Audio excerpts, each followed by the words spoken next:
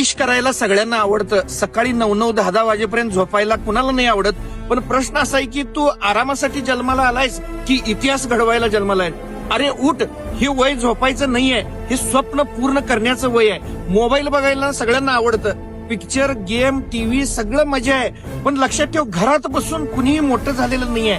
बाहेर पडावं लागतं, धडपड करावी लागते, रस्ता शोधावा लागतो, स्वतःला घडवावं लागतं. जगायला तर काय, कुत्रं जगते, मुंगी जगते, रस्त्यावरचं जनावर सुद्धा उपाशी मरत नाही.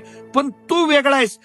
तुला फक्त जगायचं नाहीये, तुला नाव कमवायचं आहे, वेगळी ओळख निर्माण करायची आहे. सामान्य राहायचं असेल, लोक काय करतात तेच कर. पण लोकांपेक्षा वर जायचं असेल तर वेगळं काय तर कर. तुझं अस्तित्व वेगळं आहे, तुझं व्यक्तिमत्व वेगळं आहे, तुझ्यामधलं सामर्थ्य वेगळं आहे आणि ते सिद्ध करायचं काम तुझंच आहे. आयुष्य खूप छोटं आहे. कधी जन्मलो कधी मिळो कळत पण नाहीये. म्हणून उमेदीचा काळ, तरुणाईचा काळ